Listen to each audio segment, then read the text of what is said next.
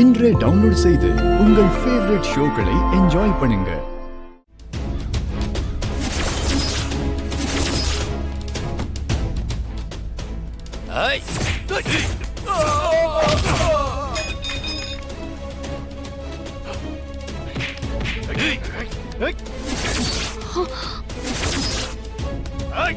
ஐயோ ஏங்க என்னங்க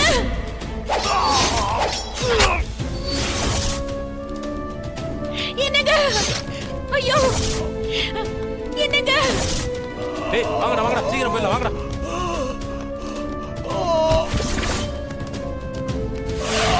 என்னங்க ஐயோ ஐயோ என்னங்க என்னங்க என்னங்க என்னங்க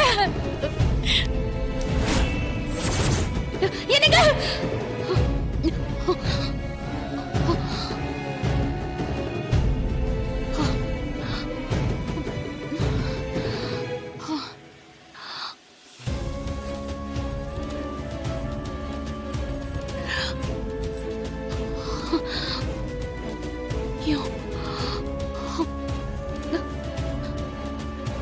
உங்களுக்கு எதுவும் ஆயிடக்கூடாதுன்னு தான் அந்த கயிறை கட்டினேன்.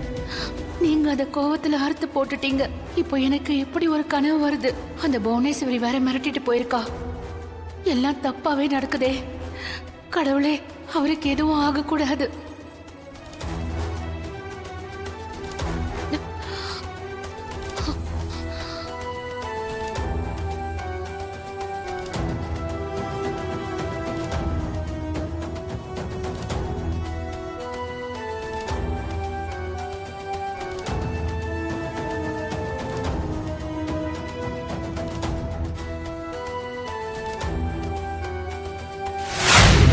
ஜோசியரை வர வச்சிருக்கீங்க? ஜானகி தான்ப்பா வர சொல்லியிருக்கா. உனக்கு ஏதோ தப்பா நடக்கிற மாதிரி கனவு கண்டிருக்கா. அதான் ஜோசியர்கிட்ட பலன் கேட்டுட்டு இருக்கோம். மா, எதுக்கு இதெல்லாம்? என்னண்ணே இப்படி கேக்குறீங்க? உங்களுக்கு ஒரு ஆபத்து வரப்போகுதுன்னு தோ அவர் சொல்றாரு. கொஞ்ச நாளாவே இந்த வீட்டுல என்னென்னமோ நடக்குது. அதெல்லாம் யோசிச்சுக்கிட்டு இருந்தோம்னா அப்படிதான் கனவு வரும். நமக்கு வந்த கனவெல்லாம் பலிச்சிடுமா? நிஜத்துல ஆசை ஆசையா காண்ற கனவே இங்க நிறைய பொய்யா போகுது. இல்ல தூக்கத்துல வர கனவு மட்டும் என்ன பலிக்க போகுதா? மச்சான், முதல்ல என்ன பரிகாரம் சொல்றாருன்னு கேட்போம், அதுக்கப்புறம் முடிவு பண்ணிப்போம். நீங்க என்ன பரிகாரம்னு மட்டும் சொல்லுங்க. அம்மா, இதுக்கு ஆயுஷ்மான் ஹோமம் வளர்த்து பூஜை பண்ணணும். நமக்கு சொத்து பத்துன்னு எல்லா வளமும் இருந்தாலும் அதை அனுபவிக்கிறதுக்கான ஆயுஷ் இருக்கணும். அதுக்காக தான் முன்னோர்கள் இந்த மாதிரி ஆயுஷ்மான் ஹோமம் பண்ணணும்னு சொல்லியிருக்காங்க. அதை செஞ்சாலே ஐயாவுக்கு இருக்கிற கண்டெல்லாம் நிவர்த்தி ஆயிடும். அப்ப அதை உடனே பண்ணிடலாங்க ஐயா.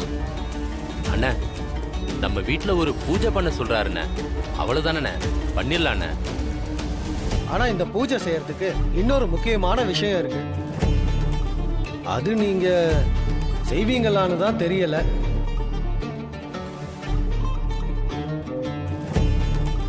ஜோசியரே, என்ன யோசிக்கிறீங்க? எதுவா இருந்தாலும் சொல்லுங்க.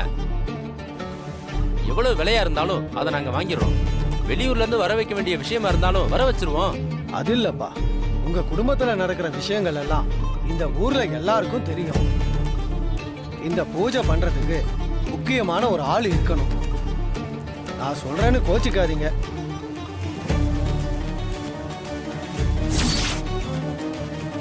அப்படி யாருங்க வரணும்? ஐயாவுக்கு இந்த பூஜை பண்ண சில சாங்கியங்கள்லாம் பண்ணணும். அவரோட மனைவியும் அவருக்கு பிறந்த குழந்தையும் தான் இதை செய்யணும்.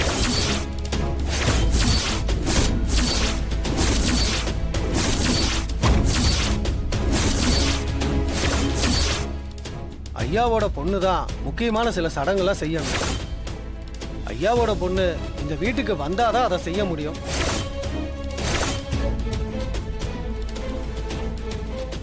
புரியுதுங்க, நல்லாவே புரியுது. இவ உங்களுக்கு எவ்வளவு காசு கொடுத்தா?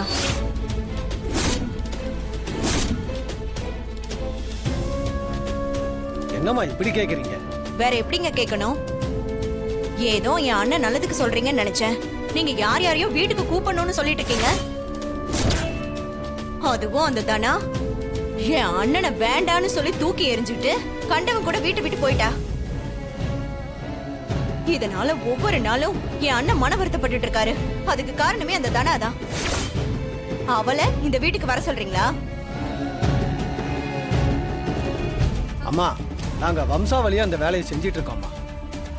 இதை தொழிலா மட்டும் செய்யல, கடவுள் பேரால செய்யற ஒரு நல்ல காரியமா தான் செய்யறோம்.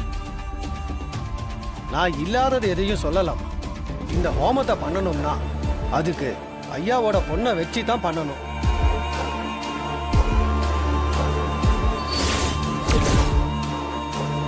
அக்கா பூஜை தானக்கா, அவ பாட்டுக்கு பண்ணிட்டு அவ பாட்டுக்கு போயிட போறா. இதுல என்னக்கா இருக்கு? இல்ல சிவா, வேண்டாம். அண்ணே, ஏன் பூஜை தானே? ம், பத்மா சொல்றது சரிதானே. பெத்த தகப்ப முக்கியம் இல்லைன்னு கெட்டவனை நம்பி இந்த வீட்டை விட்டு வெளியே போனான். அவ எனக்காக வந்து எதையும் செய்ய வேண்டாம். ஏங்க இப்படி சொல்றீங்க? உங்க கோவம் ஒரு பக்கம் இருக்கட்டும், ஆனா அதை காட்டுற நேரம் இது இல்லைங்க. இந்த பரிகாரம் பண்றதுக்காக ஏதோ ஒரு பொண்ணு வந்துட்டு போனான்னு நினைச்சுக்கோங்களேன். நீங்க அவளோட எதுவும் முறைவாட வேண்டாம். நான் அவளை ஏதோ ஒரு பொண்ணா நினைக்கல, ஆனா அவதான் என்ன மூணாவது மனுஷனா நினைச்சிட்டா. பெரியப்பா, தனா உங்களுக்காக கண்டிப்பா வருவா. இந்த பரிகாரத்தை அவ வந்து செய்யட்டும் ப்ளீஸ். சிவா, அவளை எதுவும் பேச வேண்டாம்னு சொல்லு. என் பொண்ணு என்கிட்ட இருந்து பிரிஞ்சு போனதுக்கு காரணமே இவதான். இவளுக்கு எனக்கு எந்த சம்பந்தமும் இல்லைன்னு நான் சொல்லிட்டேன். ஏன் நல்லது கெட்டது பத்தியெல்லாம் இவ யோசிக்க வேண்டாம். இவளால உங்களுக்கு நல்லது எங்க நடக்க போகுது? வெறும் கெட்டது மட்டும்தான் நடக்கும். ஏய் பத்மா, பாவைய முடிட்டு கொஞ்ச நேரம் சும்மா இருக்கியா? மச்சான், இந்த பூஜைக்காக மட்டும் தானா வந்துட்டு போட்டுமே மச்சான். அவ என்ன தூக்கி போட்டுட்டு போயிருந்தாலும் இப்பவும் அவளை நான் என் பொண்ணாதான் பாக்குறேன். ஒரு அப்பனா நம் பொண்ணோட புருஷன் கிட்ட நான் தோத்து போயிட்டேன். பெத்த பாசத்தை விட நடுவுல வந்தவன் அவளுக்கு பெருசா போயிட்டான். உங்களை தனாவை மன்னிச்சு ஏத்துக்க சொல்லலண்ணே. உங்க உயிருக்கு எதுவும் ஆயிடக்கூடாதுன்னு தான். என்னைக்கு என் பொண்ணு என்ன வேண்டான்னு சொல்லி இந்த வீட்டை தாண்டி போனாலோ அன்னைக்கே என் பாதி உயிர் போயிடுச்சு சிவா. இதுக்கு மேல என்ன ஆனாலும் அத பத்தி எனக்கு கவலை இல்லை. எனக்காக எது செய்யறதுக்கும் அவ இந்த வீட்டுக்குள்ள வரக்கூடாது. அவ வந்து அதான் செய்ய முடியும்னா இந்த பூஜையே வேண்டாம். மச்சான், அண்ணே, ரகு, ஏங்க